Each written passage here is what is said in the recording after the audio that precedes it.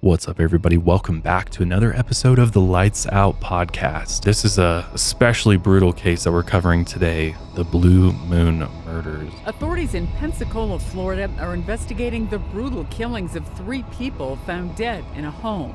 Initial research has led us to believe that there's a potential that it was a ritualistic killing. The bodies of 77-year-old Von Seal Smith and her 2 adult sons, Richard and John Smith, were discovered on Friday. The time of death, we believe, on Tuesday also coincides with what's referred to as a blue moon, which occurs every 3 years. Boxes, furniture, and trash filled the rooms, and massive piles of clothes were scattered everywhere. They have one main rule: harm none and do as you will. I would not harm my family, sir, for nothing in this world. It's witchcraft. I'll say that right now.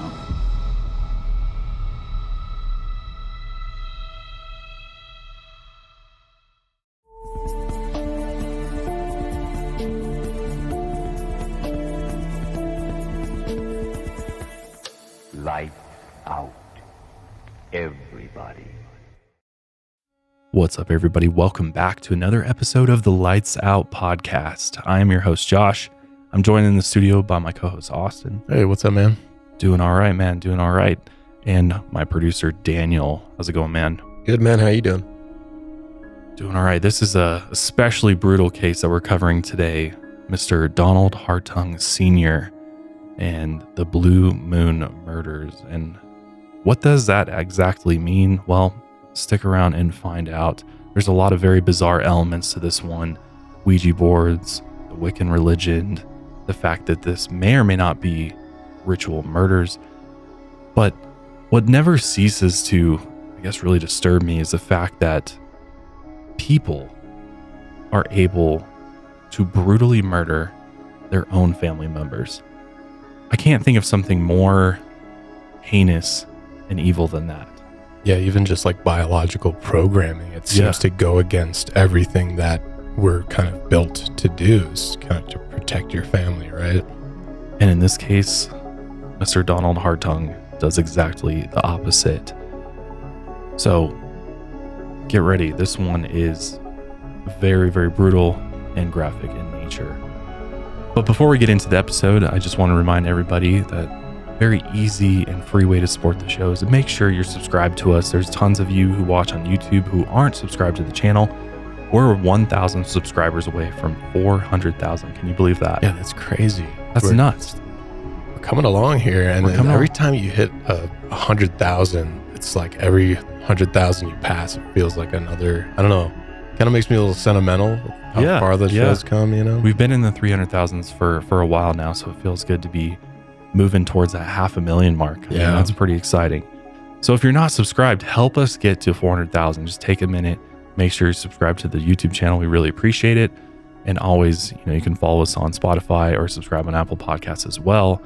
But Daniel puts tons of work into the video production of the show, and it's always, I think, more enjoyable to get the visual elements with the storytelling, and YouTube is a place to do it. Obviously, you can also watch on Spotify. Lastly, if you haven't picked up your cryptid merch from our last collection, there is only 2 items left from that with limited sizing. That is the Jersey Devil and the Black Shuck, which Austin is wearing today. So go pick it up while you can, because as soon as those are sold out, that is the end of the cryptid collection, and it's never coming back again.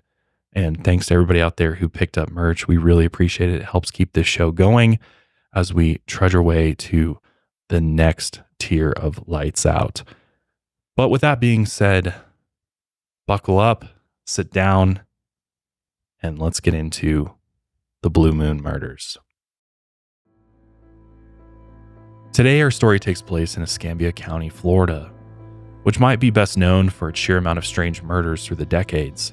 This county has seen the Black Widow murders, the Billings murders, and it's also the place where the infamous serial killer Ted Bundy was finally captured. The county sheriff once called this region the Twilight Zone Vortex.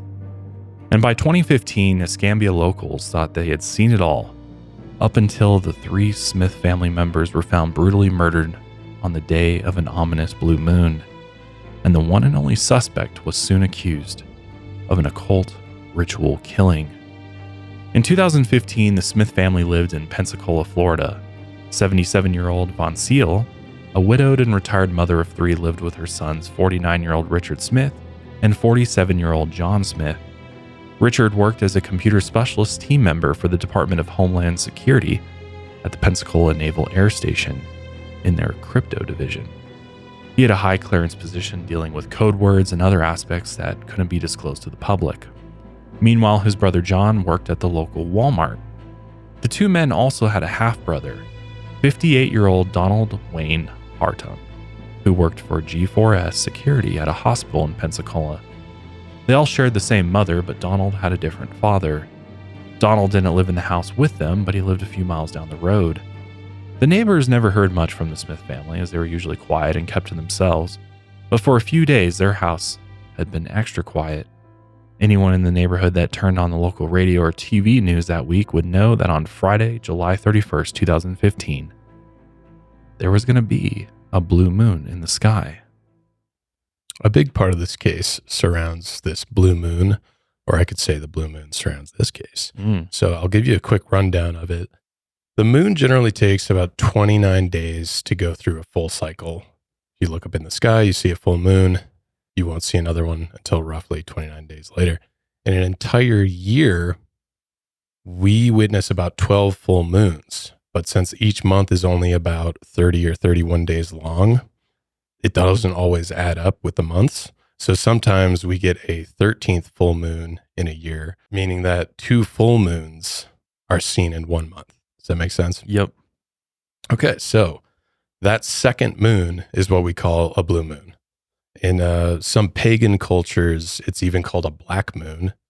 Some modern magical traditions have connected the blue moon with a surge in knowledge and wisdom. Others see it as a time of this like heightened clarity or a strong connection with the divine. So it's generally dated back. It's kind of just seen as this heightened spiritual, possibly heightened supernatural energy around a blue moon. Many believe that the spirit communication during this time is also heightened and mystical energies are boosted. So, for example, if you're using a Ouija board, possibly you might get more connections out of it than you would if you're using it under a blue moon. So this kind of set the scene for the Smith family murder. So that day, a call came into the Pensacola Police Department. The caller was one of Richard's coworkers at Homeland Security. They requested a welfare check at 4605 Deerfield Drive, as Richard hadn't shown up for work for a couple of days and no one had heard from him. It wasn't like him to skip work because he was dedicated to his job. It was very important, and he hadn't answered the phone or returned any of their messages. And since he worked in a high clearance position for Homeland Security, some thought that there might have been something suspicious going on. Because as you can imagine, if you work in a high clearance position like that, there might be people out there who want to know what you know, right? Right. And so there's always a possibility that foul play might fall to those people. So police get the welfare check call and they arrive at the Smith household and they noticed a RAV4 and a Highlander in the driveway. They ran the plates and they confirmed that they were Richard and Von Seal's vehicles. The younger brother John didn't have a car, so Richard always drove him to work. Von Seal didn't trust John driving for himself and once said he was a little slow. The family knew that John had intellectual disabilities. Since the cars were in the driveway, police figured people were home at first, but they noticed a few packages piled up at the front porch. After knocking several times and waiting, there was no answer, so they decided to call the closest family contact, Donald Hartung, and he gave them permission to enter the home. The scene they discovered inside would get added to the long list of bizarre crimes in Escambia County. They first noticed that the house was an absolute mess and the entire place reeked. Boxes, furniture, and trash filled the rooms and massive piles of clothes were scattered everywhere. It looked like a classic case of hoarding. Supposedly, Von Seal watched the shopping channel QVC and bought something almost every day. But as they rummaged through the rooms, one of the officers noticed something odd about one of the piles of clothing. A human foot was sticking out from beneath a few t-shirts and underwear. When they dug through the mess, they found the bodies of Von Seal, Richard, and John, each buried underneath their separate piles of clothing. When the medical examiner arrived, they slowly peeled off the layers. All of the victims showed signs of blunt force trauma to the head, and their throats had been slashed. Von Seal was killed in the living room where she always watched TV. She showed defensive cuts on her hands, and part of her pinky finger was missing. John was killed on the couch in the same room, and Richard had also been stabbed and suffered from a bullet wound that entered the right ear and exited the neck. The examiner believed that they had all been dead since Tuesday the 28th. It was clear the family had been murdered in cold blood.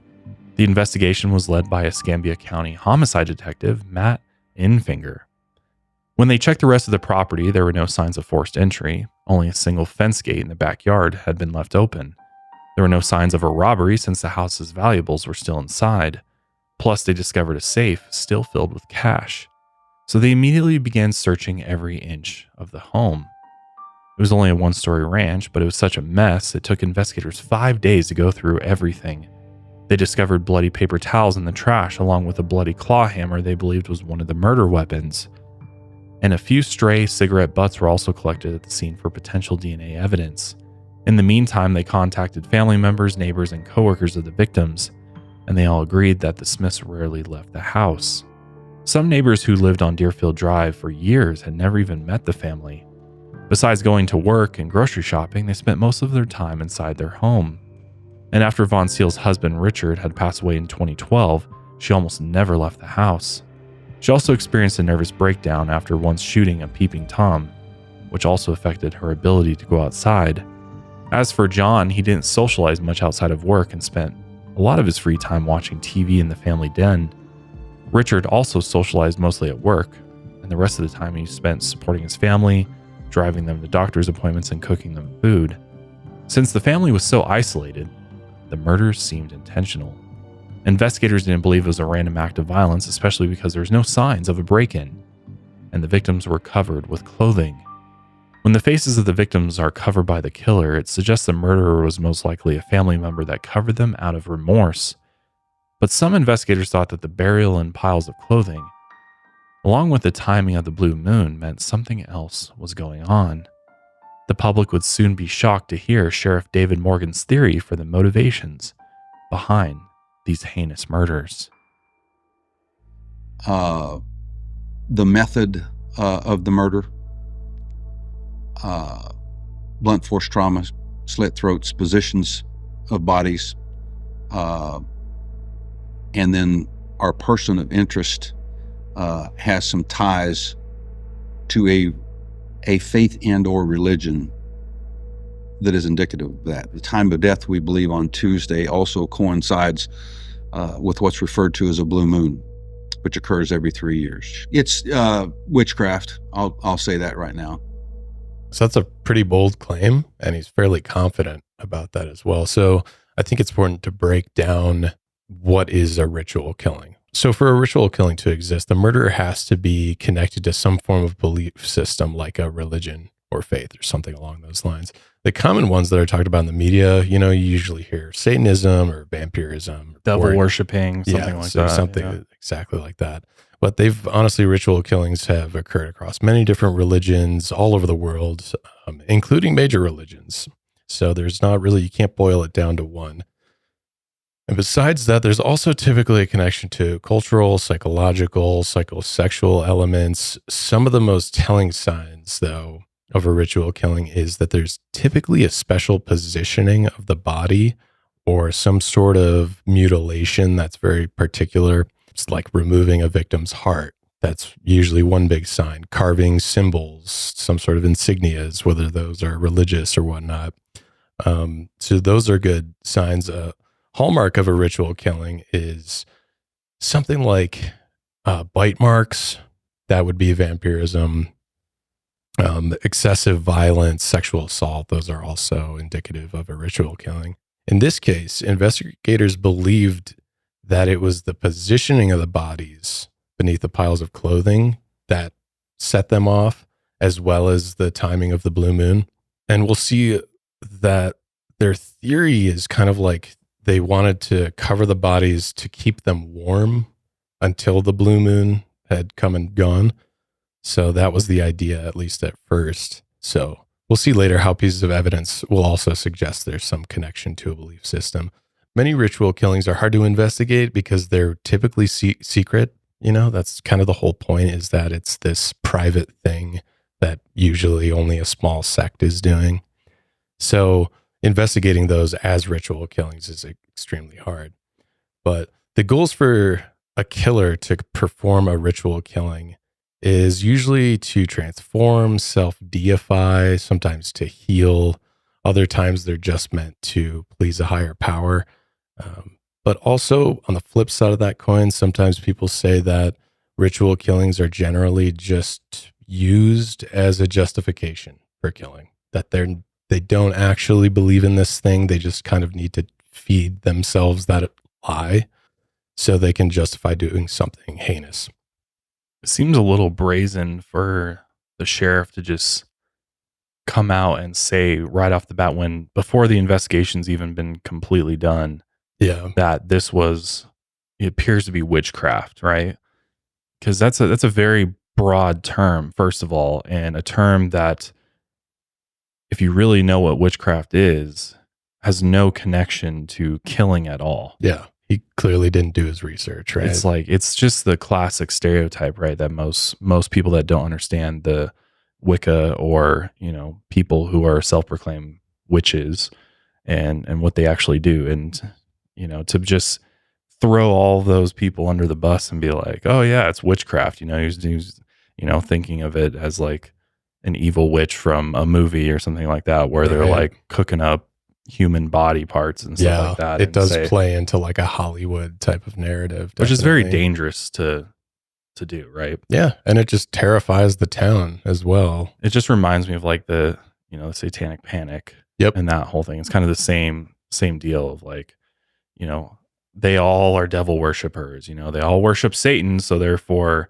or they idolize Satan, or Satan is their deity. And so therefore they're evil devil worshipers. And that's, you know, in many cases going to be farther from the truth, you know, if you really understand Satanism. And plus, again, you're taking a broad term and assigning this heinous act to it, when there's so many different sections and branches, same as Christianity. You know, you've got your normal practitioners, and then you've got your extremists, right? And so I feel that it was very irresponsible for the sheriff to say what he did. Yeah. And we'll dive into Wicca a little bit later, but yeah, it's basically the equivalent of just saying that this group, who we have locals here, and we're just going to ostracize them and now demonize them. And they're doing something incredibly horrific.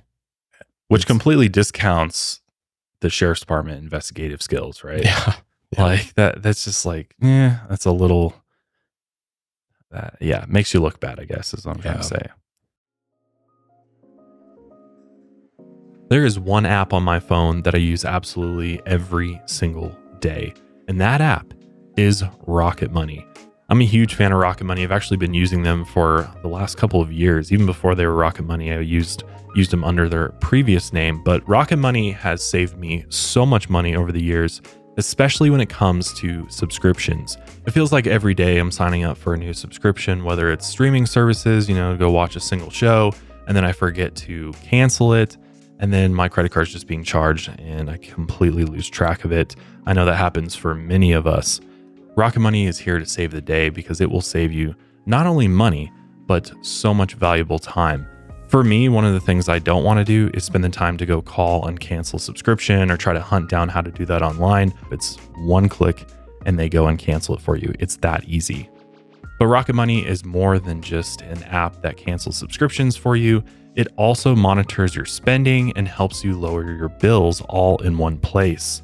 Over 3 million people have used Rocket Money, saving the average person up to $720 a year. Seriously, if you're not using Rocket Money, go download it right now, create an account, and see how it can save you hundreds of dollars. Stop throwing your money away. Cancel unwanted subscriptions and manage your expenses the easy way by going to rocketmoney.com/lightsout. That's rocketmoney.com/lightsout. Give it a try today at rocketmoney.com/lightsout. So one of the first and most obvious suspects was Von Seal's son, Donald Hartung. He only lived 3 miles from his mother and half-brothers, and at the time he worked the 3 p.m. to 11 p.m. shift as a security guard. Every day except Mondays and Tuesdays, He had one son named Donald Jr., but after the divorce from his wife, he rarely had a relationship with either of them. He often visited his mother and half-brothers about once a week. He would often cook dinner for the family every Tuesday, and he was reportedly last over at the house on the afternoon of Tuesday, July 28th. Apparently, he watched some TV with his mother, and then around 4 p.m., he cooked dinner. When police brought him in for questioning, because obviously they want to talk to him, he said he left their home around 6 p.m. before Richard got back from work. So there's tons and tons of interrogation footage out there on YouTube. We tried to compile some of the highlights of this because this is almost too weird to even believe it's real. All right. When was the last time you saw your family? Tuesday, I went over. I always go over on Tuesday to take my dog and let her run. I went over there I went a little earlier than usual. Sometimes I don't go over to about 3. But I went over a little bit earlier, and I got there probably about 1 or 1:30.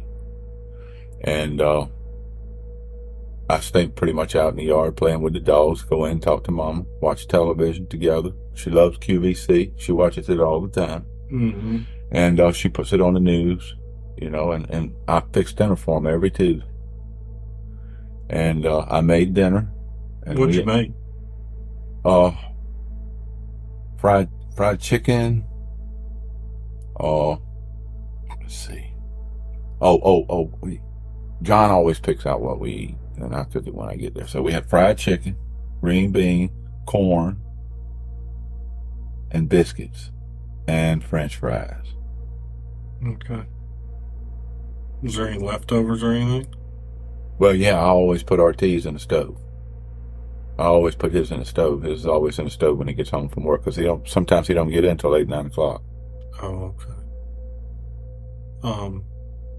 And RT is Richard? That's Richard Thomas. Okay. Yeah, he's the one that works out at the base. He works long hours out there. Gotcha. Now, was he there when you were there Tuesday? No, I never saw RT. I always leave before not always, but most of the time I leave before he gets home. Okay. What's the condition of the house inside? Well, it used to be a lot better than it is now, because Mom ain't able to take care of it, but it's pretty nice in there. She keeps it pretty neat. It's not doesn't look like a hoarder lives in there or anything? Oh, yeah. Well, now it might look like a hoarder lives in there, because Mama, she's constantly getting stuff from QVC, so she's got clothes hanging. Since I know the game, Yeah, she had clothes hanging in between 3 lies this guy said.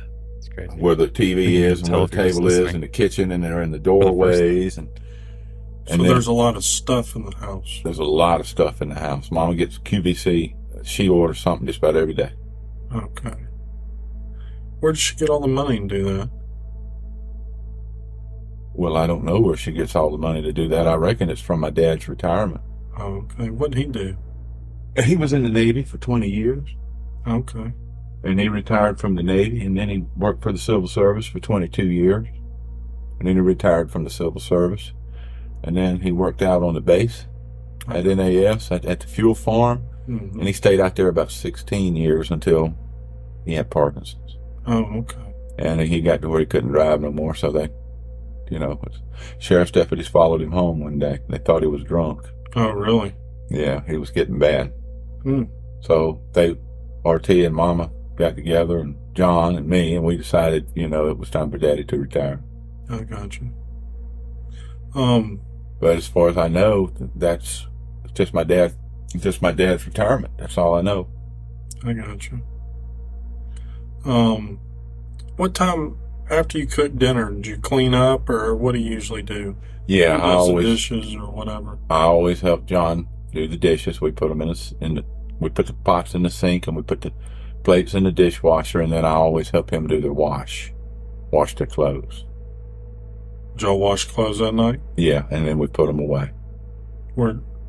Whose clothes did y'all wash? Your mom's and everybody's? His? Yeah, everybody. Did you bring your clothes over there and wash them? No, I wash my clothes at my house. Oh, okay. All right. So y'all did laundry and put up the laundry? We did laundry and put away the laundry. And we ate. About what time did y'all eat? probably about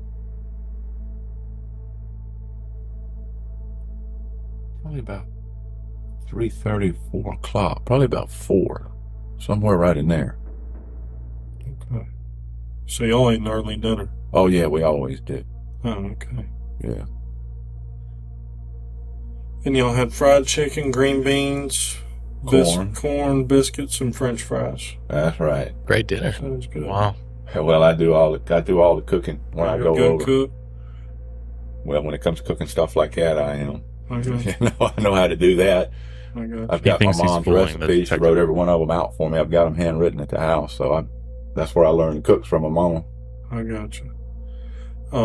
Very wholesome. Yeah, sounds like a great son. Does their laundry, what time cooks. did you leave, you think? Well, I usually stay and watch the news with mama and leave after that. When you watch the 5 o'clock news? Yeah. 5:30 news? 6 Right. o'clock? Which one? Well, normally we watch the national news At 5:30? at 5:30, and then I leave right after that. And that's about what time I left, was between 5:30 and 6, right in there. Okay.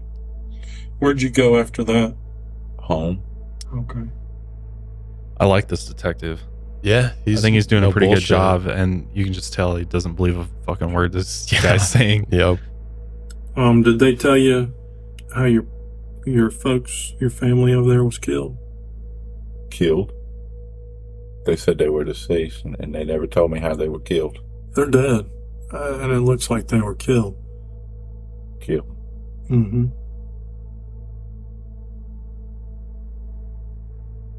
How were they killed? It looked like they were shot. Shot. Mm-hmm. How was that? Well, it looked like they were shot. It's hard to tell because there was a lot of clothes on top of them. Clothes on top of them. Mm-hmm. Oh my God. Were they robbed, or? I don't think so. It just looks like somebody just came in and shot them. Yeah, it looks like somebody knew him, whoever did it. Well, I don't know anybody. I don't know anybody that they know. No. Could have been anybody. Were they having problems with anybody? Was John having problems with anybody, or RT? Not recently. Not that I know of. Were you having problems with them at all? No, I haven't had any problems with them. We're not having any problems. So something didn't happen when you were over there Tuesday night and you killed them? No. Nothing happened. Are you sure? Yes. Because if something happened, now's the time to tell me. I would not kill my mother and my brothers. Okay. I mean, why would I do something like that? I don't know. I don't know you. Well, I understand that. I know that's true. But I wouldn't do something like that. I'd never harm my family. Let me ask you this. Do you have a key to the house? I sure don't. Why not? Well, I don't know. They just never give me one. I don't reckon they figured there was any need to. I got you. When was the last time? So the last time you were at that house was Tuesday. Tuesday. Always on Tuesday. That's when I always go over there. Every Tuesday. Why would somebody go in there and kill your mom and your two brothers and put clothes over them like that? I don't know. And they've been in there a while. Put clothes over them? Yeah, like pile stuff on top of them. I have no idea. I have no idea. Tell you what, to me, it seems like somebody that would do something like that would have known them or either been family because they didn't want to see them after they were dead and put stuff all over them. Does that make sense to you? That makes sense to me, but as far as I know, I'm the only family they got. I mean, other than distant relatives that live over in Mobile. Y'all don't have any other family that lives here? No. No, that's all I've got is my family, my mom and my brothers. How about that reaction to hearing that his whole family's been killed? terrible acting. Just like, He's like, what? yeah. It's like, oh my God, dude. You couldn't be any more obvious. Like, Yeah. you didn't even like attempt to be upset or Yeah. Not a shred of like emotion. put his hands or his face in his hands. Yeah. And pretend to cry. Or he's just like, huh? The only thing he did to act, which I think he's acting, he's just like kind of adjusted himself in his chair. And I that's think he it. said something like, oh my God, or something like that. Yeah. And you didn't have anything to do with that? No, sir. I would never harm anybody in my family. I love my mother and I love my brothers. I love my dad just like if he was my own father. I mean, my real father. He was my own father. I would never harm my family. Never. Could never harm my mother.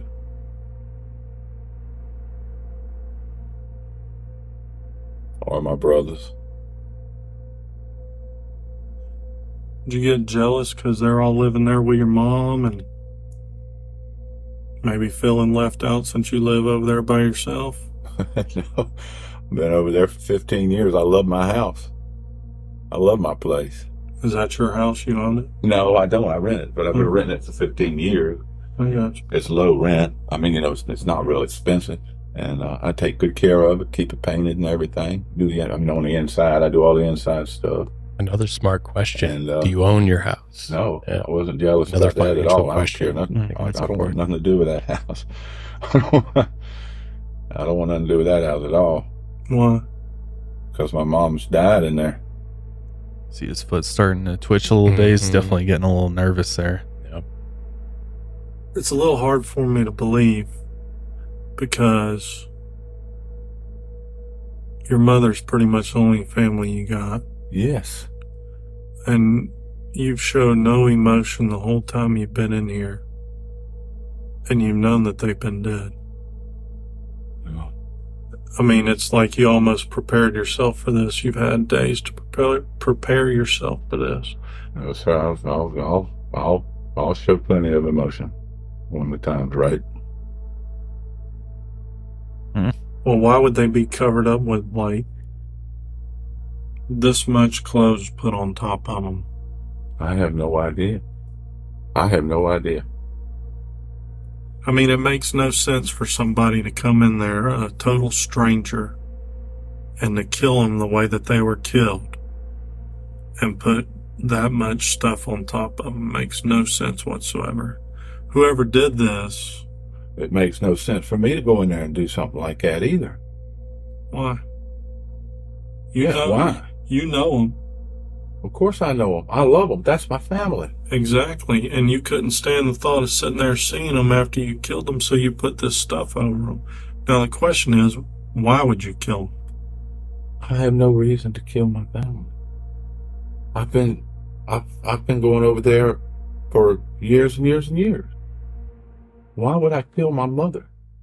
Why would I kill my brother? Why would I kill my own family?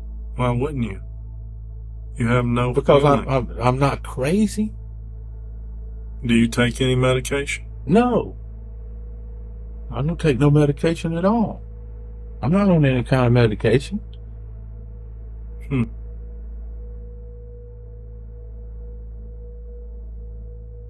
Why would somebody want to kill your family? I'm not that close. I don't know. I don't know what was going on in their lives. Did you hear that? I go over there I'm and not see that Mom. close. And he We just stops sit there himself. and chit chat about what's going on. You know, as far as, RT done this or John done that, or what did you do? And, is everything all right? And then watch the news. I go outside and play with the dog some. I come back in. I fix dinner. We would eat together. I'd help do the dishes. I'd help put away some of the clothes. Me and John would do the clothes together, and I'd have to put them away. And then I would usually leave. That sounds like somebody who's very close with their family. And he just contradicts himself. Yeah. That one slip up too. Yeah. I'm not that close with, and then he stops himself. Did your brother kill your mother and you kill him? No. I don't know nothing about this. This is the first time I've ever heard any of this stuff. You're talking about they was dead? Shot? Yeah. I don't know nothing about it. You mean you're going to come in here and tell me you got 3 people dead in a house? Yes. You're going to come in here. You were the last one to see them. You're going to come in here and tell me that you didn't kill them, and you're sitting there, and I've told you that your mom was shot and drugged to her bedroom, and you're going to sit here and not show any emotion whatsoever? I've got emotion, sir. No, you don't. Yes, I do. Now, you killed these people. You killed your family. No, I didn't. Why? I did not kill my family. Yes, you did. No, I didn't. How can you sit there and have no remorse about what's happened, show no emotion? But right now, I'm kind of feeling like I'm being accused of something here that I am accusing you of doing it. I think you did it. I did not do it. Why would I do it? Why would I kill my own family? Get some money. Who knows? Get some money? Mama would have given me any money I wanted. If I'd have needed money, I would have asked Mama for it. And she'd have just given it to you. Well, sure she would have. Has she done that before in the past? Yeah, many times. How much has she given you? Lord, I couldn't say for sure. I guess. Well, she helped me get my air conditioner fixed on my car. Why would I do it? Why would I kill my mother and my brothers when I've been living down here 15 years? Because they're not your real brothers, and they're over there living with your mom. They were just like my real brother. Probably getting whatever they wanted. Maybe you did get money from your mom before. Maybe they talked her into cutting you off. You got pissed off and went over there and killed them. Well, now that makes good sense, but it ain't true. That makes real good sense. That's basically admitting. My brothers. Let me tell you something. Or my mother. If I was sitting where you are, and somebody was talking to me and saying you killed your mom and your brothers, I'd tell them you to fuck off. I'd be mad as fuck. Well, I know better. And you're sitting over there, and you haven't shed one tear, hadn't said nothing, hadn't got mad, shown no emotion about none of this. And you expect me to sit here and believe you didn't kill those people? I sure do, because I didn't. Well, I don't. And I'm not going to attack some sheriff's deputy because my mother has been killed. So I know you didn't do it. No. I didn't know you or your family till today. That's right. And now I have to sit here and try and figure out who killed your mother and your 2 brothers. Yes, you do, and I hope you do it soon. Well, I promise you this, I'm going to find out. I know you will. If you did it, I'm going to find out and I'm going to put your ass in jail. I would not harm my family, sir, for nothing in this world. That's probably one of the better police interrogations I've seen. Yeah, that was the lead investigator, County Homicide Detective Matt Infinger. I like how he ropes it back to the money, because he's kind of, I think he's smart in following that breadcrumb. Because motive is obviously a big thing. And then he does a lot of repetition of questions, which is to catch people in lies. That's another tactic, I know. But yeah, he's good. And he didn't ramp it up until like that last clip we saw was already it's like 2.5 hours into long interrogation. That was just a few clips from it. Yeah. But he definitely starts establishing motive for these murders. And not only that, Donald's whole plan is to go in there, act like I have no idea what's going on, and I'm this great brother of theirs, and I love my mom, I take care of my family, I'm close with them, I go over there. I mean, if you're going over to see your family every Tuesday, I would categorize that as a close family member. I mean, that's, like you spend a lot of time with them every single week, and you help them out. You have the kindness of your heart. You're helping around the house, and then he has that slip up, like we mentioned. He's like, we're not that close. Yeah. So I don't know if there's somebody, something going on in there. Yeah. So it's like, something doesn't add up here, man. Something's a little sketchy for sure. So they end up asking Donald for a DNA sample, which I really think this is like the downfall right here. Is he gives that DNA sample, and when they ask to search his home, Donald also agrees. Because of course he's trying to avoid suspicion by being cooperative with police, right? He's thinking in his mind, if I just act like I'm clueless and I'm cooperative, then they're not going to suspect me, which is just completely false. So they got a warrant to search his home. And when they search his home, they were very surprised to find an entire room dedicated to prayer and seances. There was religious artifacts and artwork that covered the room, glass wands, dead flowers, herbs, an altar with a Ouija board on it, Wiccan pentagrams, and ceremonial knives. So I think we should dive into Wicca a little bit, do him some justice here. A lot of the information I'm pulling from is from Helen A. Berger, who was a resident scholar at Brandeis University's Women's Studies Research Center, who has personally studied Wicca for about 30 years. Just a very brief history. Wicca began in the UK in the 1940s. It arrived sometime in the US in the 1960s. Its members call themselves witches, regardless of gender. I was surprised to hear this, that 800,000 Americans practice Wicca to some degree, and it even continues to grow. That's a huge number that I did not suspect. It focuses on yearly cycles, has rituals known as sabbats that celebrate the beginning of each new season. They have one main rule above all else: harm none and do as you will. And there's no single religious text that they draw up a lease from. Most Wiccans practice magic, which they believe taps into a spirit world, often called the other world. Others think magic draws on an energy field they view as it's just surrounding all of us. And as far as I could find, any type of Wiccan sacrifice, like drinking goat's blood or killing chickens, is just extremely rare, typically only done by outliers. Mostly sacrifices are not a practice that Wiccans take part in. Yeah, and I mean, I've dove into Wicca a little bit, over the course of the show, and I know we have a number of witches and Wiccans that follow the show, and I'm sure some of you will chime in on this episode, especially to enlighten those that feel otherwise about witches and witchcraft and things like that, because so many people just have the complete wrong idea about what Wicca is all about. I mean, from the way I understand it, it's obviously a belief in magic and a belief in nature and how it's all connected. The spiritual realm and the other side are all connected through this magic that surrounds all of us. So it's kind of it's doing these rituals in order to tap into that to help make your life better and make those of you around, their lives better.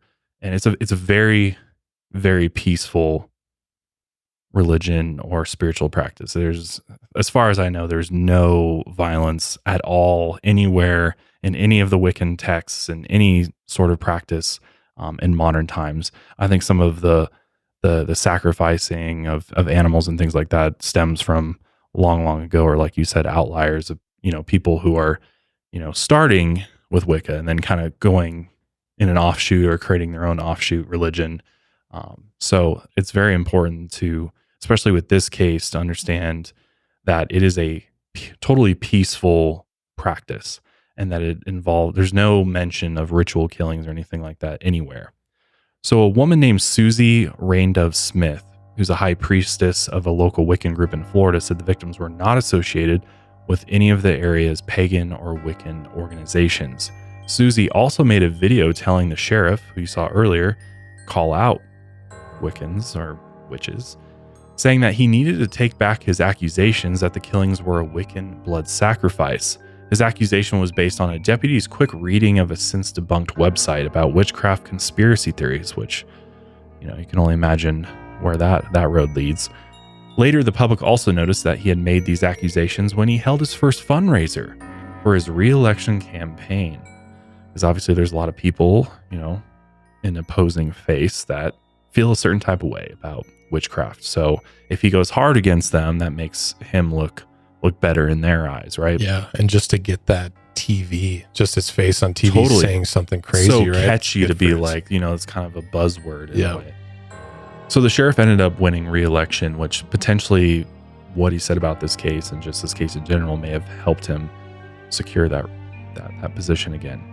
But after finding the Wiccan prayer room, police soon brought Donald back in for questioning. Because, of course, they had a lot of questions for him. So here's a few more clips from that second round of questioning. At your house, another investigator was telling me about it, and I thought it was kind of interesting. I guess you have a Ouija board and some stuff in your house? Yeah, I do have a Ouija board. I have a prayer room. Are you Wiccan or? Yeah, I'm a Wiccan. You are? I've been a Wiccan for about 3 years. Have you? Yeah. What is that? It's a pagan religion. It's based on nature. What? No, I'm not familiar with it. Can you explain it a little bit more for me? Well, you celebrate different seasonal times, like Seasonal changes? yeah, like different holidays. You know, like when it's autumn equinox and spring equinox and stuff like that. It's a very old religion. Yeah. Does it have to do with like moon phases and stuff like that? Yes, it does. Okay. Has a lot to do with moon phases. Like what? Well, it's just certain times when you have Sabbats and stuff like that. What is a Sabbath? Sabbath is a worship ceremony that you hold. And what does that consist of? Prayers. Mostly prayers. It's usually done in a circle. And you just thank the God and the goddess for providing for you and keeping you safe. How'd you get in? I saw a movie, got me interested in it, so I went up there to Books A Million and I bought a book on it. Is it just like a single thing, or is there a group? No, it's a solitary thing. It's not a group. Does your mom or brother do it also, or is No. Are they aware? Mama would have probably had a fit if she knew that I was. Really? I didn't go around telling people that I was doing Wiccan. So they weren't aware of that? No. Did they ever come over to your house? No. That Wiccan stuff, and these ceremonies or whatever you do you have anything like sacrifices or anything? No, there's no sacrifices in Wicca. Really? No. The Wiccan Rede is, and it harm none to as you please. That's the Wiccan Rede. That's the basis of Wicca. But what if you're having one of these services or whatever that you're talking about, or these seasonal like a Sabbath, changes? Yeah. or an esbat? Yeah. That's just a ceremonial thing. It's no involving, not killing anything or harming anything. Well, I did some reading up on it. You do the 4 points: the north, the east, the south, and the west. And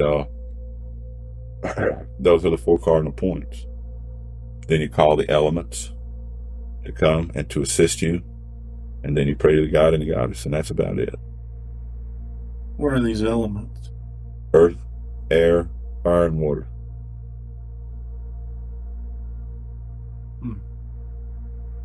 I did some reading on it before I talked to you about it. And in some of these Wiccan things, like especially this time of the year, in June, July, and August, when there's two full moons, sometimes they'll offer a sacrifice. Yeah. Well, I don't offer sacrifices ever. Well, it described it the way that... It's a blue moon. It's a blue moon. Mm-hmm. Yeah, and it's very, very rare. Very rare time of the year. Last time it happened was how long ago? Oh, I don't know. 3 years ago? Well, it wasn't too long ago. I don't remember hearing about it on the radio, but I couldn't tell you exactly when it was. Well, it's kind of interesting what they do. They drain the blood out of their sacrifice and hit them in the head. I don't know anything about that. Then they cover them to keep them warm. I don't know anything about that. I mean, I've never sacrificed. I wouldn't hurt a chicken. I wouldn't hurt nothing. I would never hurt an animal. Well, what's ironic about all this is that's the same way your family was killed. That's the same way my family was killed. Mm-hmm. They were shot in the head, right? No. How were they killed? I just explained it to you. Tell me again, please. They were what? Why don't you tell me what you did to them? I didn't do anything to my family, Yeah, sir. you did. We're not going to go through that again. You did, okay? No, sir. I've been over to the house. I've looked at everything. You went over there and you killed your mother. Then you killed your brother. And then you waited. And RT got home and you killed him. Okay? No, sir. And you killed them all the same way. Stabbing them. Stabbing them? They were stabbed? Mm-hmm. Oh, my God. I thought you said they were shot in the head. I did tell Like you that's that better. last time. Yeah, right.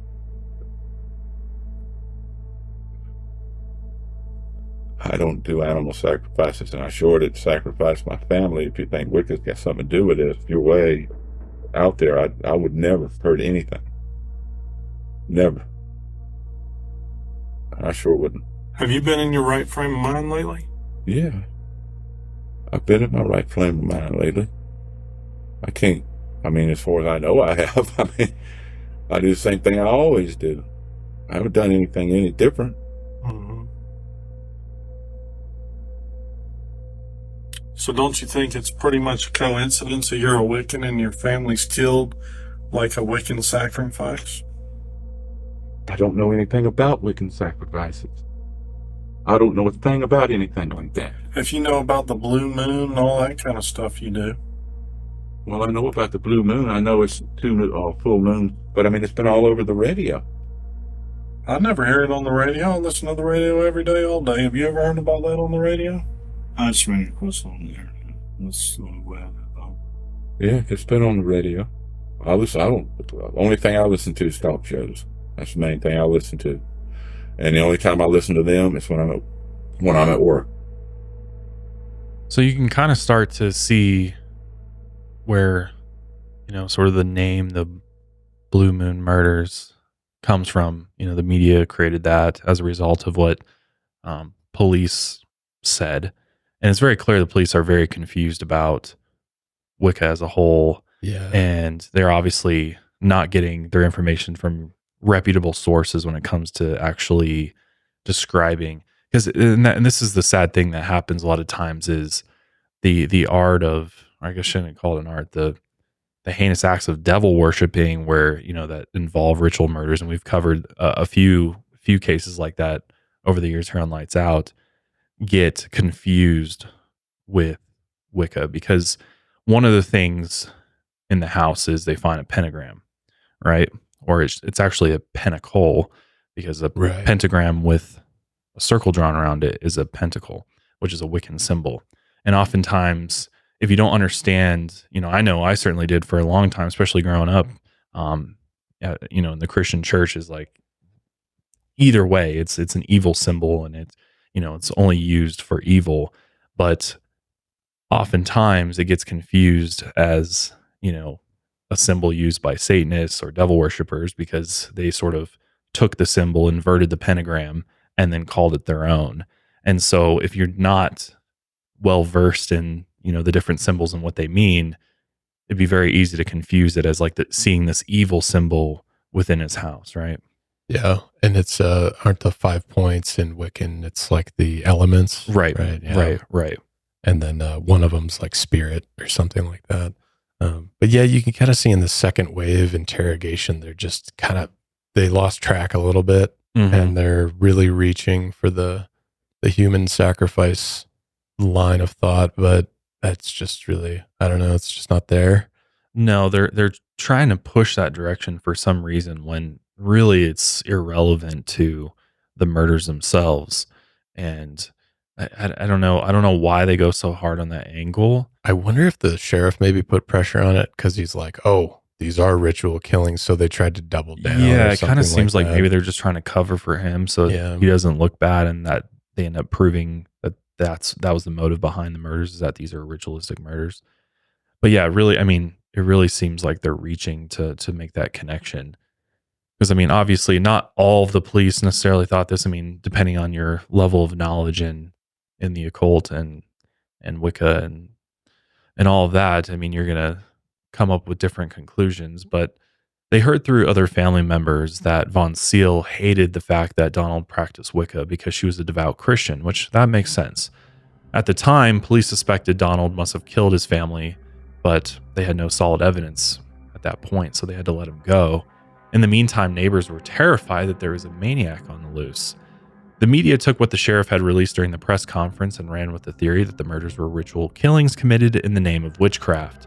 Donald had always tried to frame himself as the caretaker of the Smiths, and as far as the police could tell, Donald was cooperating with the investigation. But a relative of the Smith family told police that Donald had a rough relationship with the Smiths over the years, and that he had a much darker side to him. Faye Hawes, Donald's cousin, told police, quote, "Donald was mean. If he saw weakness in you as a child or something, he would pick on that weakness." She also mentioned that Donald didn't cry at all during the funerals or the burials of his mother and half-brothers.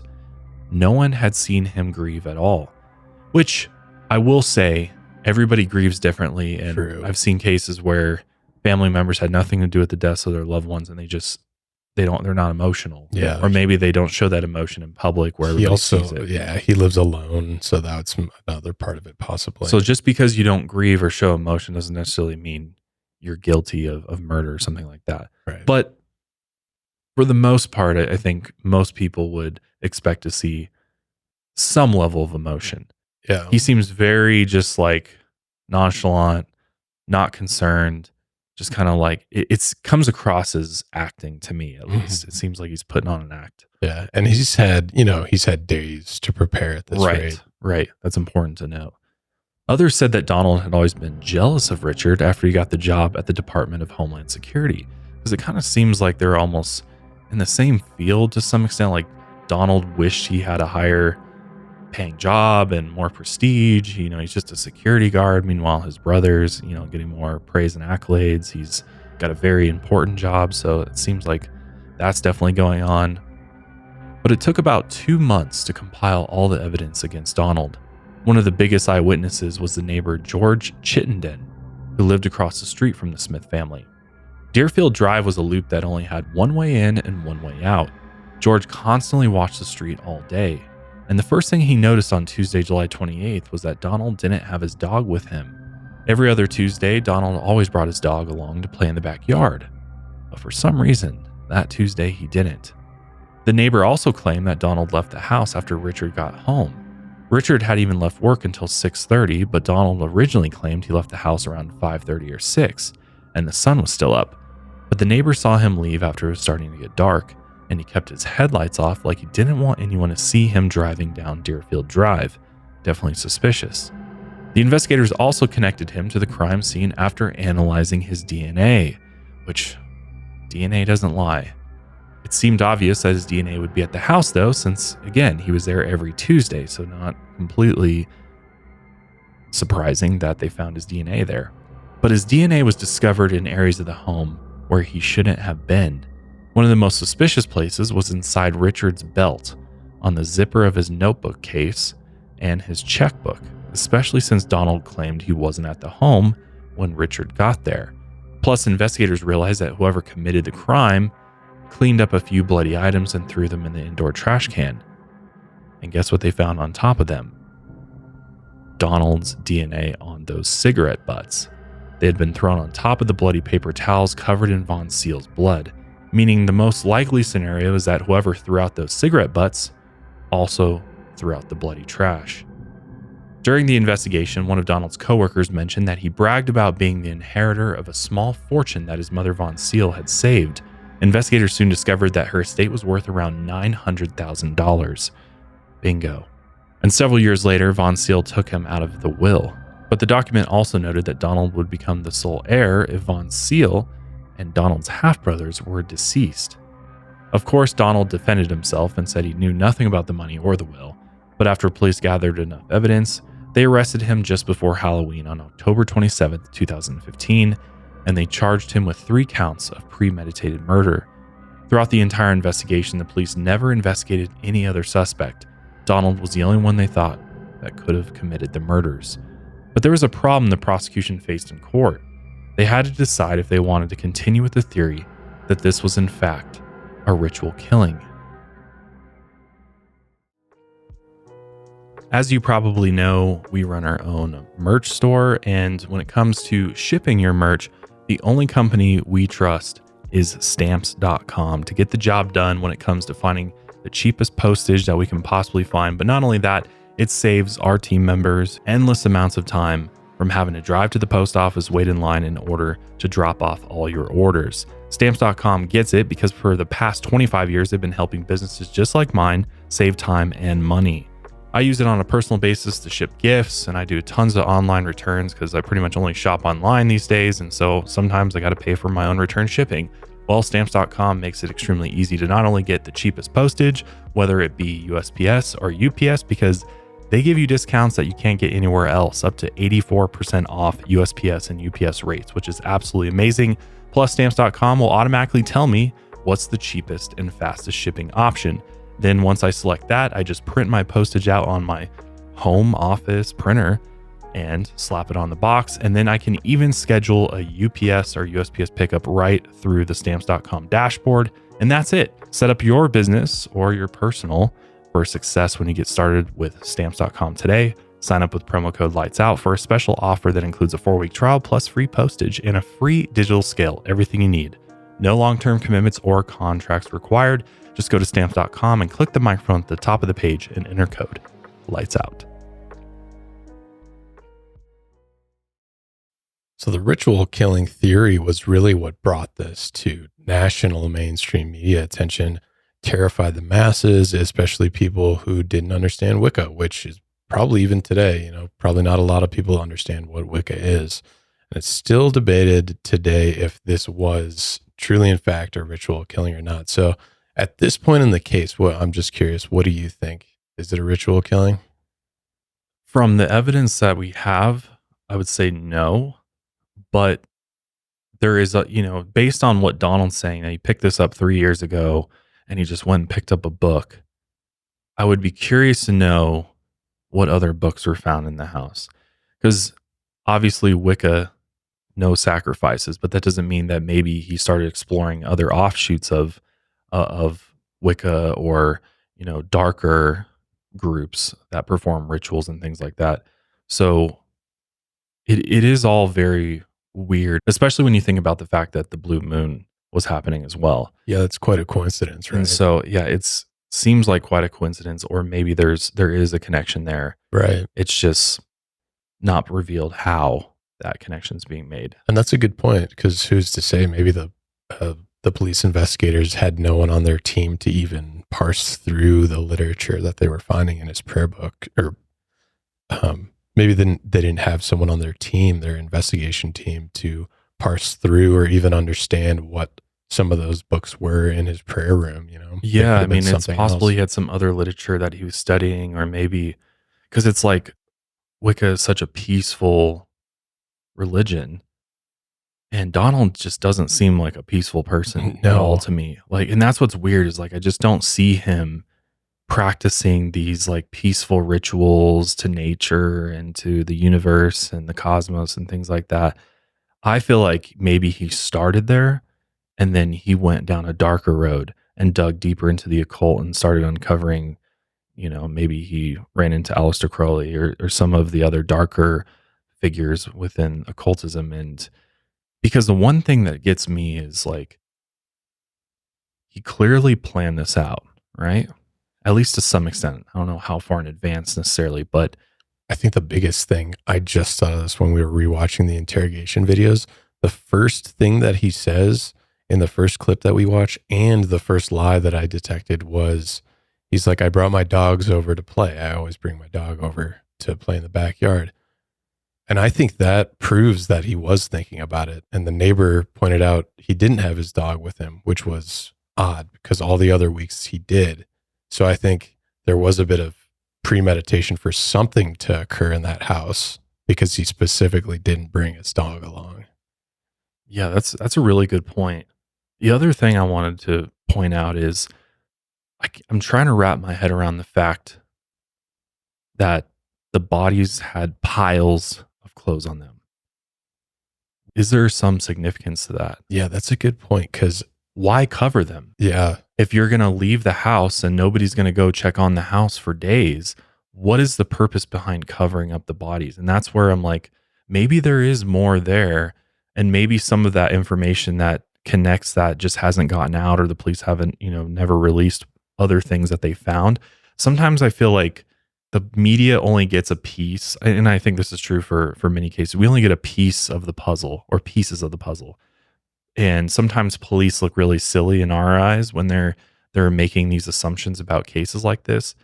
And I almost wonder if there's more that points towards devil worshiping or something darker that they're not revealing because either they don't fully understand it or they feel like it's not, significant enough to expand beyond it. It's like at the end of the day, the police aren't going to go out there and like defend Wicca, period. Yeah. But are they going to dig in deep enough to be like, actually, it wasn't Wicca. We found these books and it looks like he delved into this practice or this practice, and like release all this information around it because maybe they don't see that it's important, but actually it is important. Because for one thing that I'm thinking of is like, if you're performing a dark ritual, one of the things that I believe many people do and reasons for them doing these dark rituals or ritual killings is that they are serving some dark deity, be it a demon or some type of other entity. And therefore, if they follow a particular ritual a certain way, that entity is going to give them protection and power from the consequences. And sometimes I think maybe Donald did do this in a ritualistic way, because if you look at the way that they're killed, it's very, very brutal.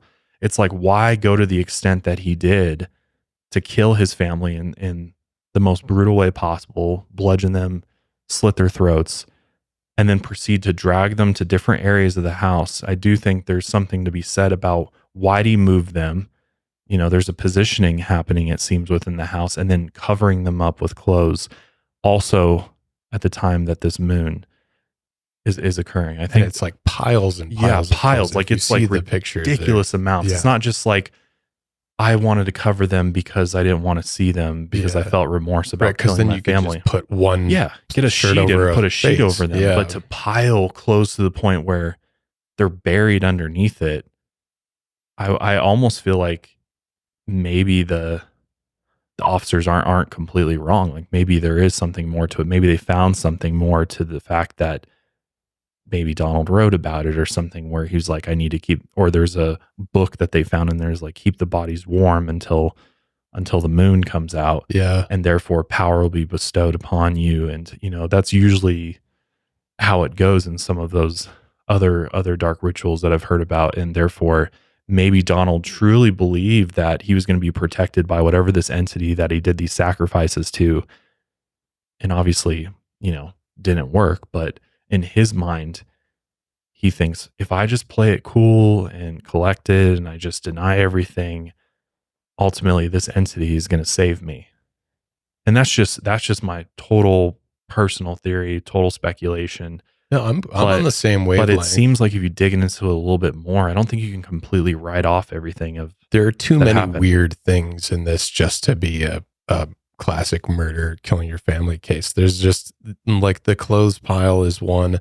And like you were saying, okay, if they're bludgeoned to death, then why? It seems like, he was slitting their throats to exsanguinate them, which is a very specific maybe thing he to needed do blood. On a body. Yeah, right. Needed their blood for something. Yeah, and we know blood is connected to a lot of sorts of occult rituals, right? So I'm on the same wavelength that you are, but I do realize that at the end of the day, these police officers and the prosecutors kind of realized, are we going to convince a jury of a ritual killing? I think tough. That's really what it came down to. So, and also it could be multifaceted. Who's to say it could be a ritual killing on top of another. Maybe there's multiple motives. Totally. Maybe he truly hated them. There could be more than one reasons to kill them.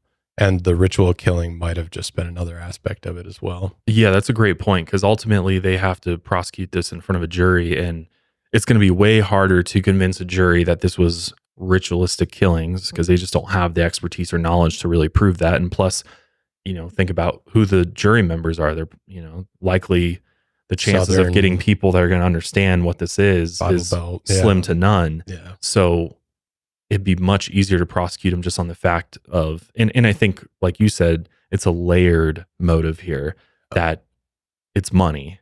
There's clear motive for money. And so maybe in Donald's mind, that was, he had a multi-layered motive there, that he was going to do this because he wanted the money. He hated his family for X, Y, and Z. But at the same time, if I'm going to do this, I'm going to do it with this particular practice or ritual in mind, because maybe that will help save me in the end or give me some sort of protection from what I'm about to do. Yeah. And he could have been thinking about it for a very long time. But then when the blue moon was coming around, he said, perfect opportunity. Maybe, power will be magnified if I do it in this way. And therefore that's why he did it on that particular day. Again, could just be a big coincidence, but true. I feel that there's just something darker and deeper here than what we even know about. And I believe there's probably more evidence to back up this theory that just hasn't been brought to light or made public. So instead of playing into this theory of a witchcraft ritual killing, the prosecution decided to back off the idea. Because again, convincing a jury of the blood moon's connection to a sacrificial blood ritual as a motive would have been very hard to pull off. And that's the last thing you want to do, right? As a prosecutors, you don't want to jeopardize having somebody get off or get acquitted, especially of murder, because you decided to prove a point about, that this was witchcraft or something like that. And they didn't mention any of this at all when it comes to this being ritualistic at all during opening statements. Instead, they decided that Donald's inheritance would be the main motive. So his trial began on January 21st, 2020, and Donald's own son, Donald Hartung Jr., took the stand. He said that Donald was a good father up until he was about 11 years old, and Donald Sr.'s life was taken over by alcohol. It got to the point where his then wife and son wanted nothing to do with him. His son's testimony then added another strange layer to the family dynamic. He claimed that years before, his half-uncle and one of the victims, John Smith, exposed himself to him when he was only 4 years old. When Donald Jr. told his father about what had happened, Donald Sr. was furious. He confronted Von Seal about it, but she defended John. She said he was special and didn't mean anything by it.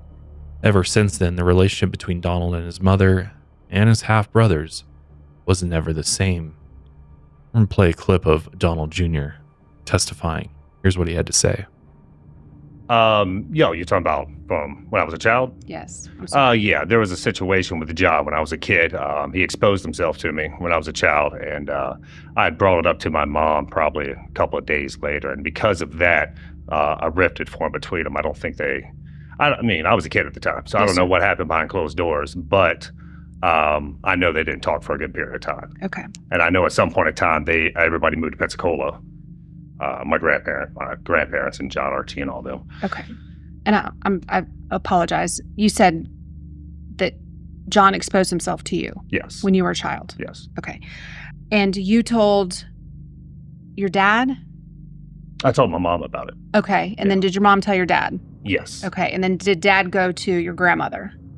I believe so, yes. Okay. And then whose side did your grandmother appear to take? Oh, she took John's side. It's pretty obvious. Do you remember about how old John was at the time? I'd like to say they're 10 to 12 years older than me. So if I was 4-ish, they would have been teenagers at that point in time. Teenagers as in like mid-teens? Yeah, mid-teens, 15, 16. I'm not sure exactly. Okay, I understand. And I'm sorry to bring it up.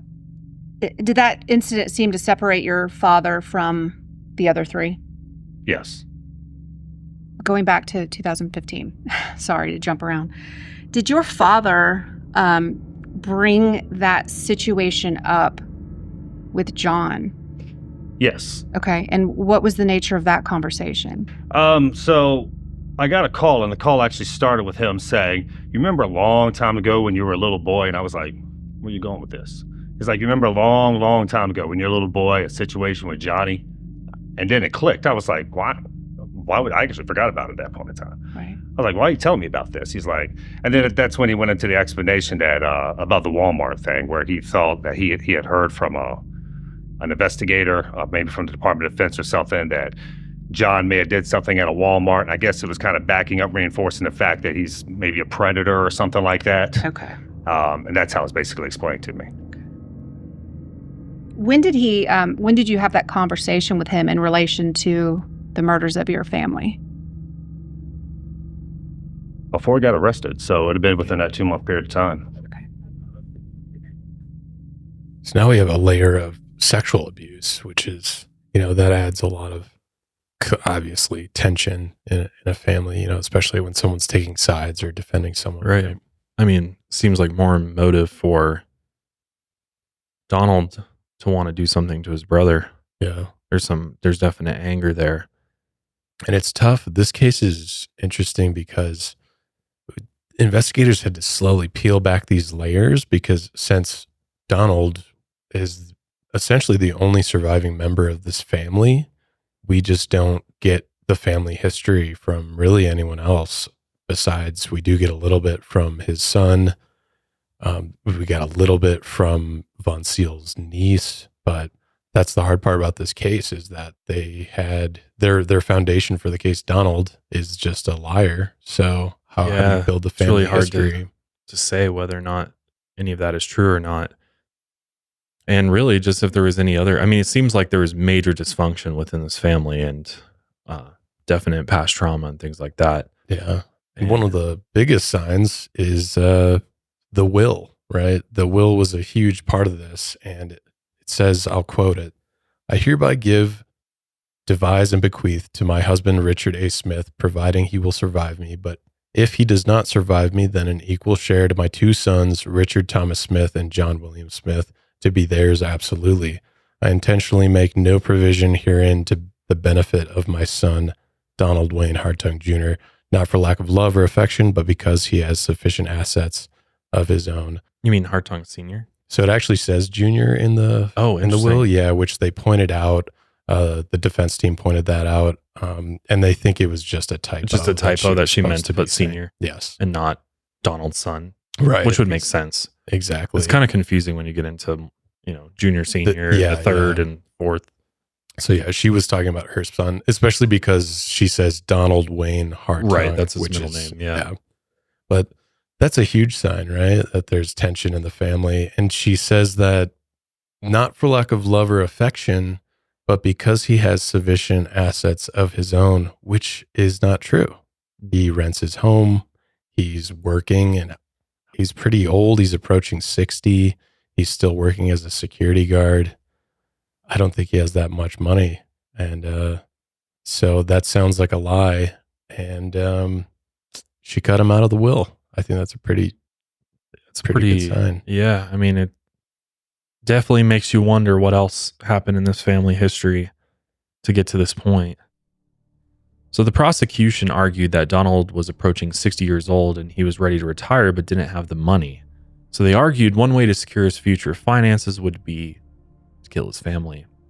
Still, Donald claimed he didn't know about the will or how much money his mother's estate was worth. But then the prosecution brought in an inmate to testify against Donald, which I have some feelings about, the validity of bringing in an inmate to testify in front of jurors, to talk about jailhouse confessions and things like that, and stuff that's said behind bars.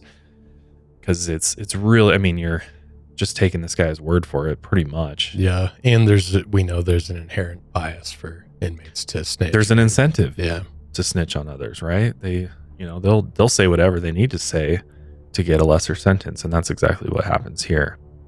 So this inmate, which we're about to see some clips of him, is Marlon Purifoy, who is serving a 30-year sentence for attempted murder. While in prison, he claimed he and Donald met in March 2016 and they shared the same pod together, which had about 24 people in different cells.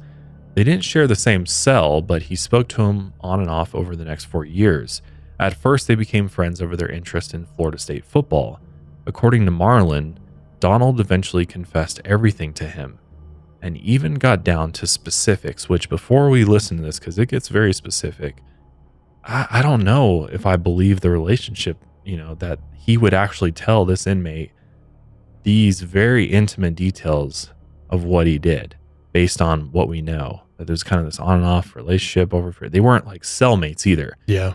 It's much more believable if they were cellmates where they're stuck together for long periods of time, but they were in the same pod with a bunch of other people and he managed to get all this info. But it's also prison. Nobody knows each other. So there could just be a lot of bullshit talk, right? Right. Just saying well, things. yeah. I mean, people say a lot of things in prison because you want to appear strong. And so, maybe you're hearing other people talk about their crimes. You're like, oh, I need to exaggerate mine to make myself seem scarier to others in order to protect myself. So this is take it for what it is, I guess. So with a grain of salt.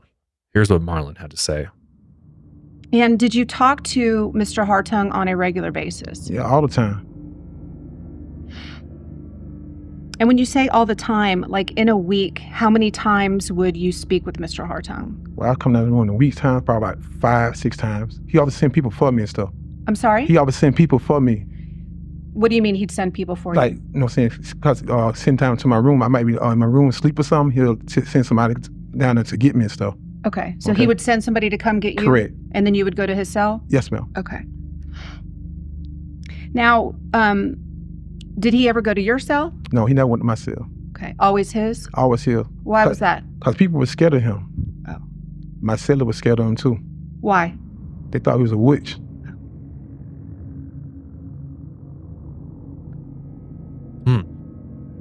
Wonder if that really now, works. Did you tell Mr. Hartung why you were in jail? Yeah, correct, ma'am. Okay. And did you, at some point, did you start talking to him about your case? Yes, ma'am, correct.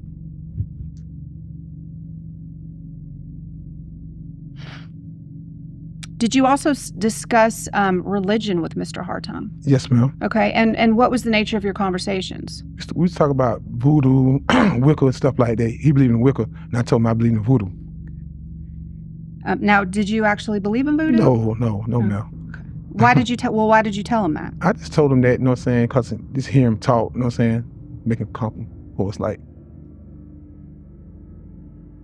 Now, at some point, did Mr. Hartung give you a list of some like Wiccan books or something? Yes, he gave me some books to look at and stuff, the order and stuff. Okay.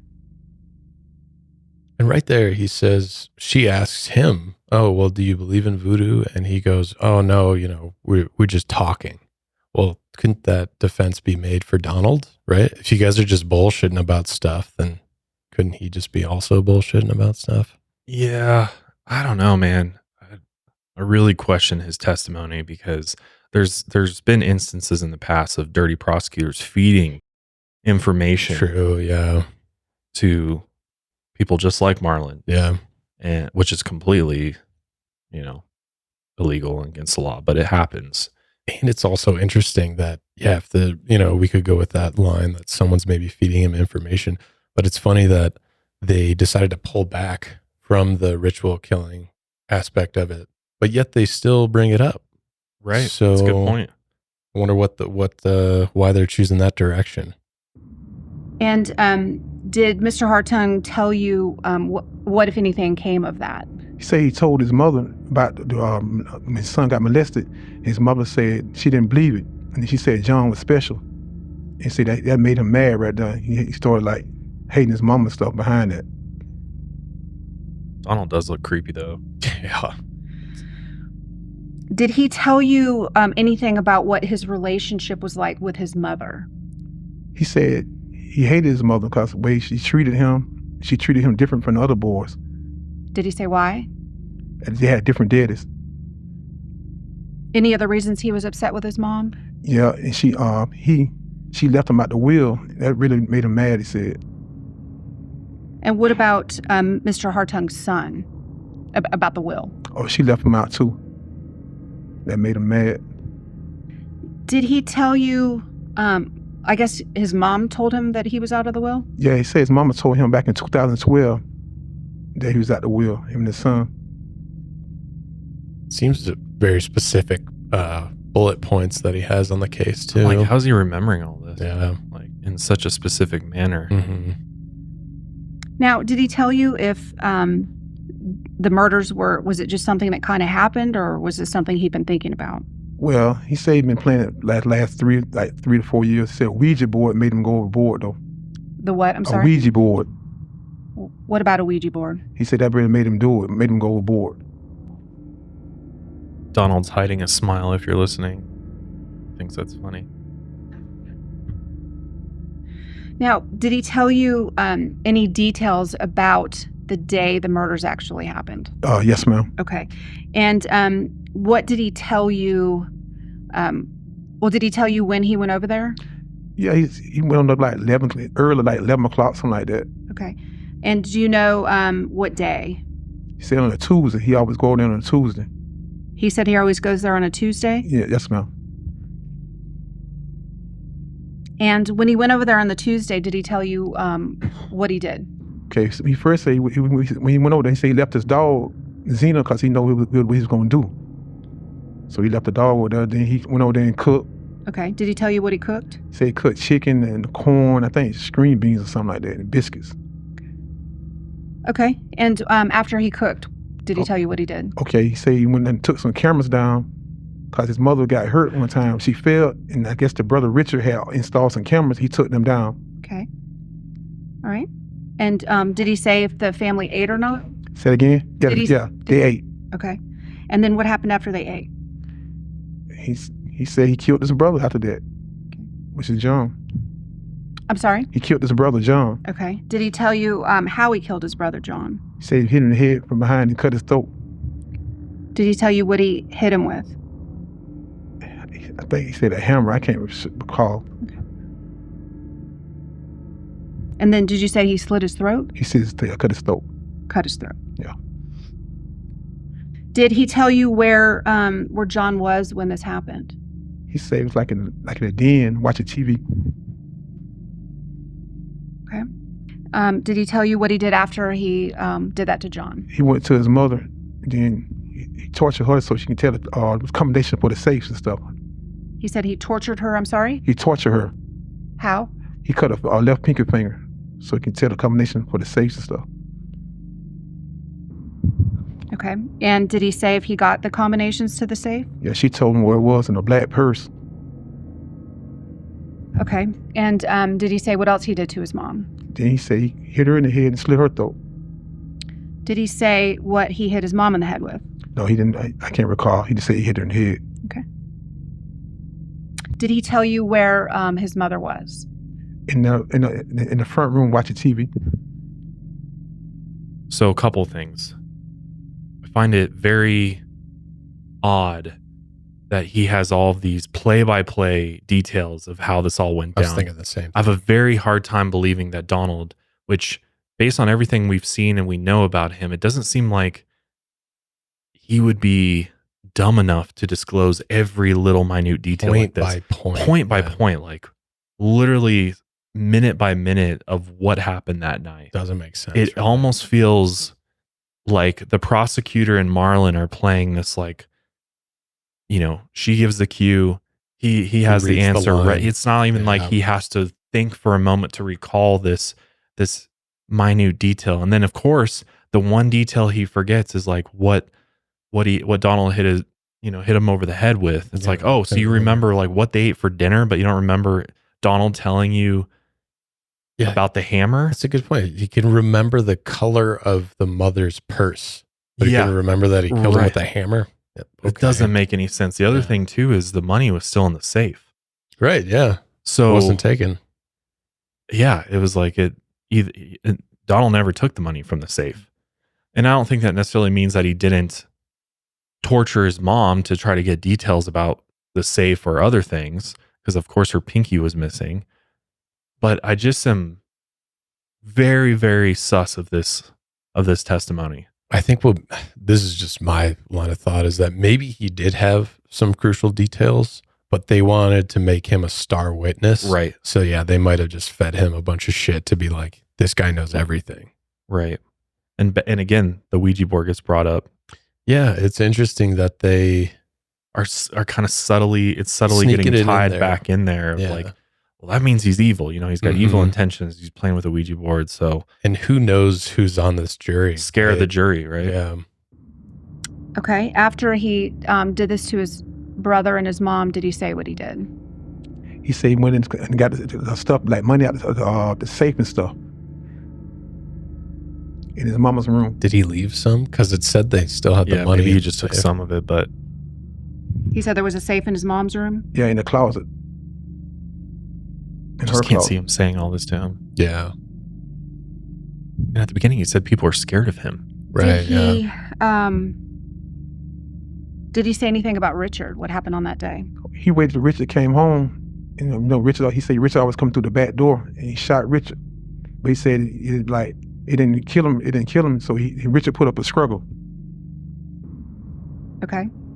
And did he say anything else about Richard? He said he cut Richard's throat and stuff. But he said Richard put up a fight with him though.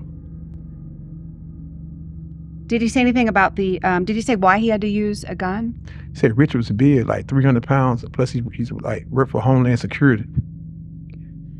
Other than the safe in the mother's room, did he tell you about any other safes? Yeah, he told me about another safe too. Okay, and what about that? He said he got money out that safe. Okay.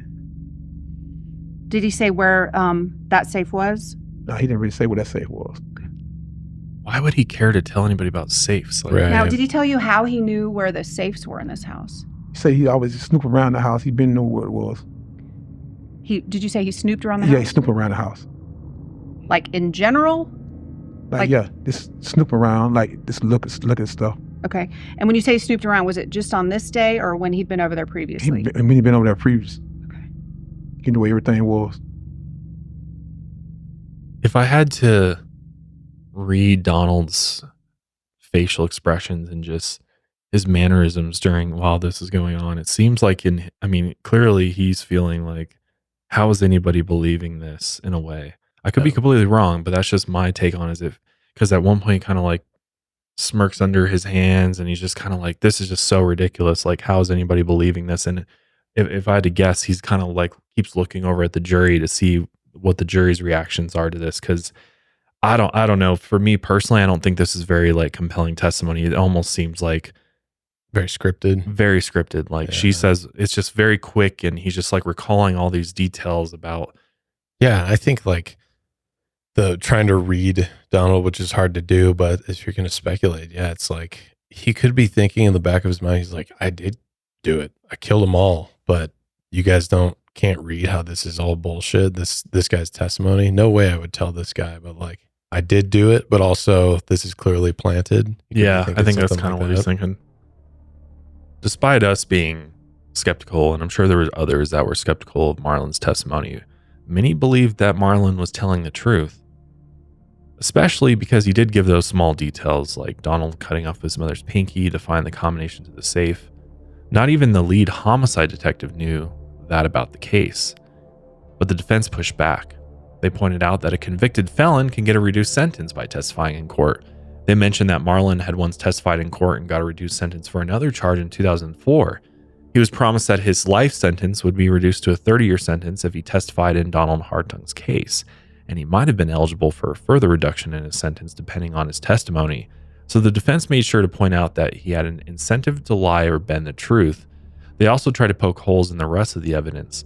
They brought in a medical expert to question the time of death, Dr. Arden. The prosecution claimed that the victims must have died on Tuesday the 28th, but Dr. Arden testified that due to body heat and signs of rigor mortis, they must have died late on Wednesday the 29th.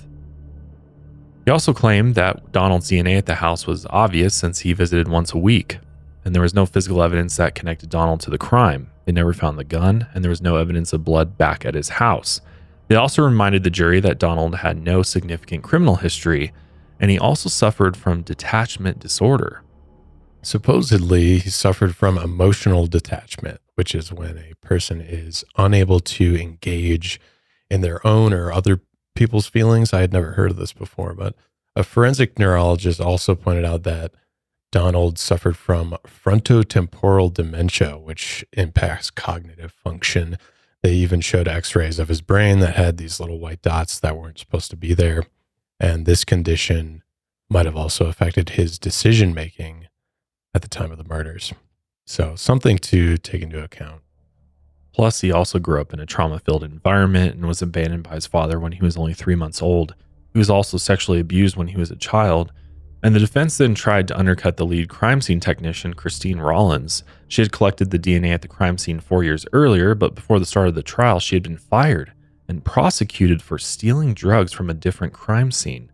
She was facing up to 170 years in prison, but in the end, she was sentenced to 2 years of community control, 8 years of probation, and 200 hours of community service, plus $10,000 in fines.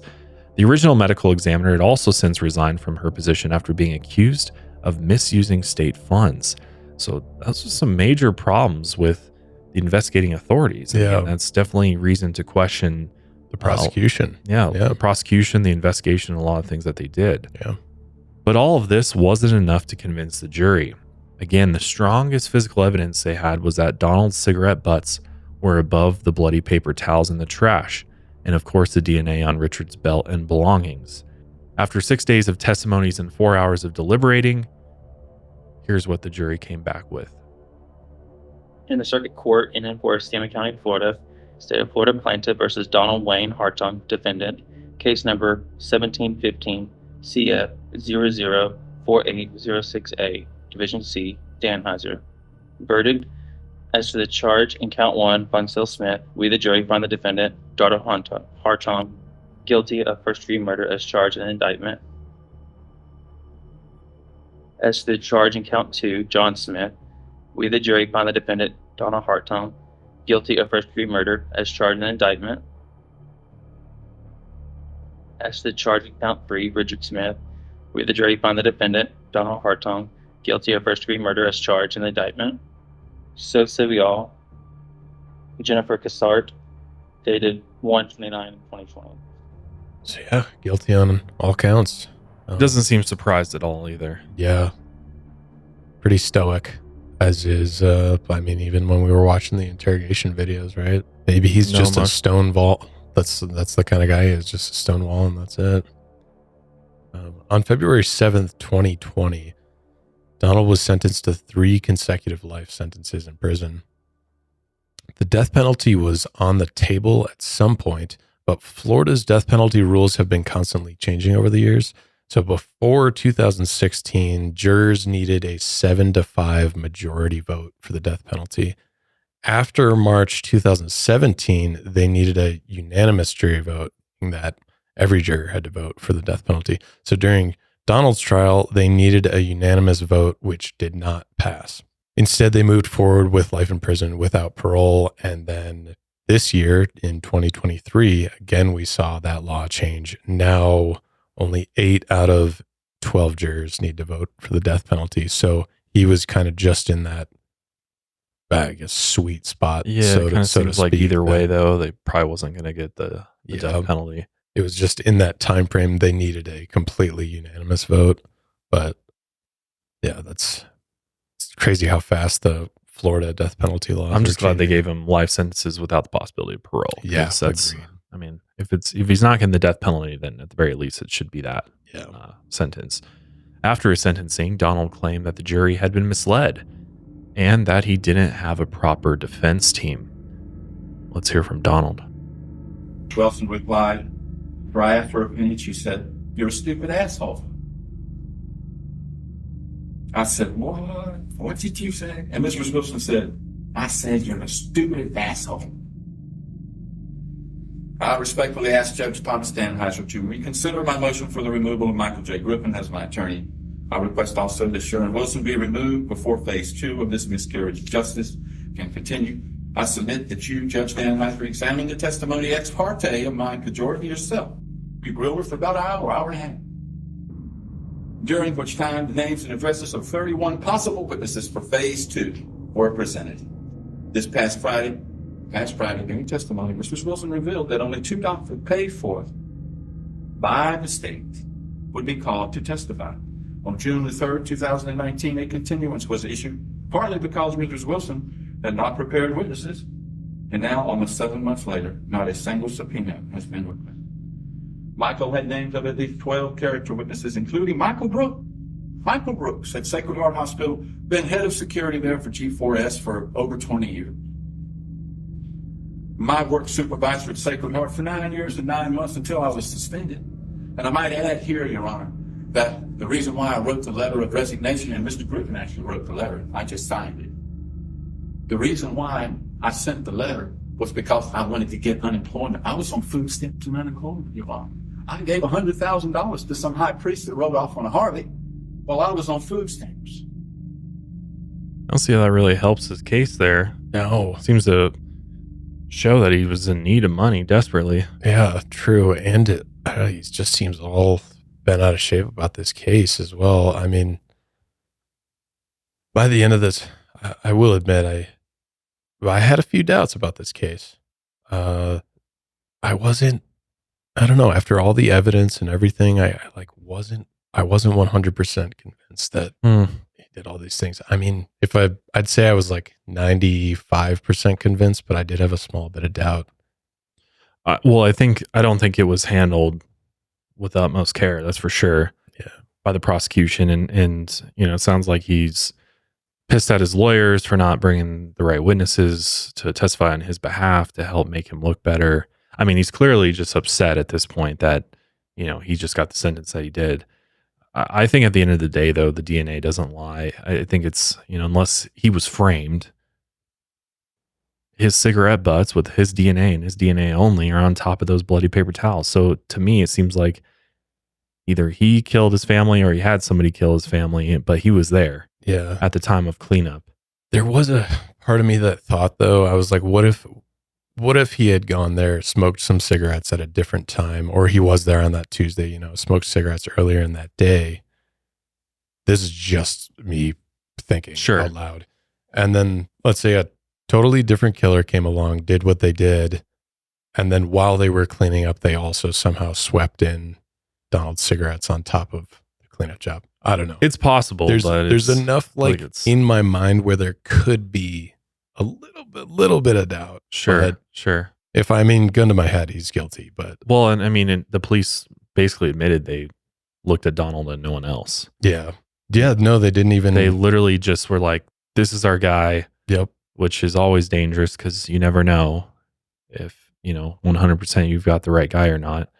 And I mean, Donald's, other than Marlon's testimony, it doesn't sound like Donald's really ever admitted. I mean, he clearly says he's innocent, and he's never confessed, and he's never confessed from his own mouth. So, I mean, I do think Marlon's testimony is, that inmate's very suspect. It seems very, I don't know, and I wouldn't put past this prosecution county that there's some. I mean, we already know there's dirty people working for them, so I'm sure there's a history of this type of stuff going on there that we didn't even bring up. So is it possible? Like the sheriff we pointed out was up for re-election, but then at some point I was reading this article about him that he spent some crazy amount of money of taxpayer dollars on a statue for himself. Oh, that's wonderful. That he had to go refund. So it seems like some weird stuff. There's some dirty stuff going on within this county for sure, and see it all the time. I mean, it's not surprising, and they mess up cases all the time. Yeah. So is it possible that this is a botched case and there's somebody else responsible for these murders? Possibly. I do think the DNA is hard to refute. Also motive. Motive is there. I mean, there's a lot of factors here that make sense for him to be the one that did it. Yeah. And at the end of the day, I think you got to also look at what the family believes too. And that's where we're going to leave you with this episode, is with the victim impact statements, because I always go back to the family of the victims here. And obviously, it's tragic what happened to the Smith family, and just the brutality in which they died is something that is, somebody needs to pay for this. And in my eyes, I think Donald is the one. I think he's the guy that did this. Agreed. I mean, he didn't do a very good job at defending himself too. I mean, you go back to the interrogation tapes. I mean, if he really wasn't involved, you would think that he would have convinced them a little bit better than he did. He really didn't try that hard to convince investigators that he was the one that did it, or offer up other theories either. You know what I mean? Especially if you really want to speculate about other theories, you'd think he would have tried to sell those better. He didn't. He's just like, I have no idea. To me, it seems like it's him. And when they said like, oh, well, we think it has to be someone close to the family, this seemed personal, X, Y, and Z. And he's like, he kind of froze because he's like, oh, I don't even know anyone who's close to the family. Because they weren't. They were very homebodied people who kept to themselves, who didn't know many people. So yeah, as far as motivation goes and someone who is directly connected to them, yeah, it seems like it's got to be him. Absolutely. I mean, at the end of the day, there's family members that now don't have their loved ones as a result of what Donald did. So, but with that being said, we're going to go ahead and wrap up the episode here. I think it's important to end with the victims, and there's a whole family that's affected by what Donald did that day. So we'll see you guys next week on Lights Out. But here's what the family had to say. See you next time. As far back in my memory of Aunt Bonnie as I can remember, I idolized her. I thought she was so beautiful, and not only on the outside, but on the inside as well. Outside beauty fades with age, but not inside beauty.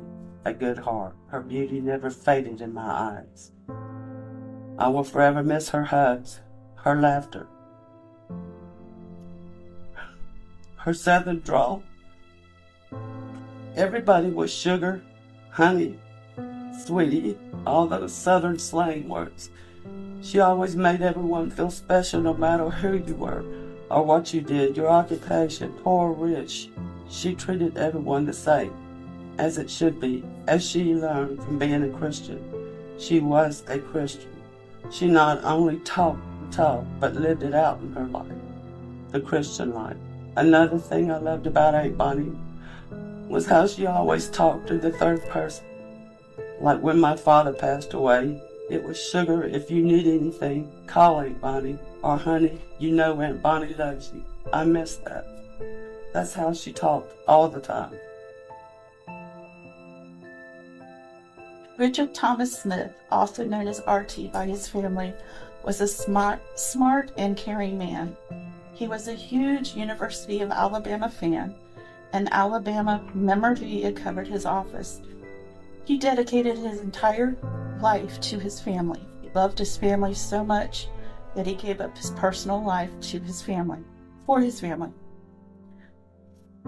The day of Mr. Smith's funeral, Richard had to help his mom put on her shoes. When she got out of the car at the cemetery, she tripped or something and hurt her ankle. He felt guilty that he didn't put her shoes on correctly, causing her to hurt her ankle. I remember one time I asked Richard, when does he get time for himself? He says the only downtime he gets is when he can sit around in the office and visit with his friends. He had no downtime once he got home. Not only did Richard take care of his parents and John, he also had to take care of the family dog, Bear. Bear wouldn't even eat unless Richard acted as if he was going to eat Bear's food before the dog would eat. I used to tease him that he even spoiled the dog. To a handful of his closest work friends, Richard was like an annoying big brother who teased without mercy, but they always knew he had their back. He would protect and defend without question. He was a gracious gentleman who would open doors for women and also allow other men to go before him. He was content to be last. He was generous, and for almost 2 decades would go out of his way each Friday morning to buy hot Krispy Kreme donuts for his co-workers, always refusing to accept money from anyone. He was always the last contributor to the office collections for special events, and always offered to give more if he needed. Richard was always willing to sacrifice for others. He once told a co-worker friend that he wanted it all: marriage, children, a home of his own. But he knew it was his responsibility to take care of his parents and his brother John.